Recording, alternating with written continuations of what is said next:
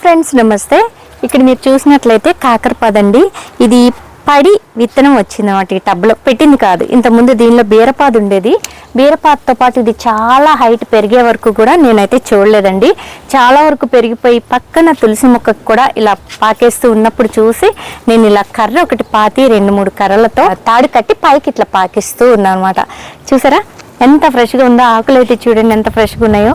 మన ఎరువులు మట్టి మంచిగా ఉంటే ఎంత హెల్దీగా ఇంత మంచి ఫ్రెష్ ఆకులతో మొక్కలు అయితే పెరుగుతాయండి. ఇదైతే నిజం, చక్కగా పెరుగుతుంది ఇది కాకరపాదు అయితే. నేను ఇంతకు ముందు కాకరపాదులు 2-3 పెట్టినప్పటికీ నాకు ఈ పాదు చాలా ఫ్రెష్గా అనిపిస్తుంది. ఎందుకంటే ఇది పడి మొలిసింది ఒకటిను. నెక్స్ట్ వచ్చి నేను ఇందులో చక్కగా జీవామృతం అన్నీ ఇస్తూ ఉన్నానండి. ఈ మధ్య రీసెంట్గా జీవామృతం ఇవ్వడం స్టార్ట్ చేసిన తర్వాత మొక్కల పెరుగుదలలో అయితే చాలా చేంజ్ అనేది నేను చూస్తున్నాను. ఫ్రెష్ ఆకులతో చాలా హెల్తీగా ఈల్డ్ కూడా చాలా ఎక్కువ వస్తుంది అనమాట. పూత దశలో మనం జీవామృతం ఇస్తూ ఉండాలి. మరి ఇలాంటివి చెప్తూ ఉంటాను. ఈ షార్ట్ కనుక నచ్చితే పోరంకీస్ గార్డెన్ ఛానల్ని తప్పకుండా సబ్స్క్రైబ్ చేసుకోండి, ఒక లైక్ ఇవ్వండి. Thank you.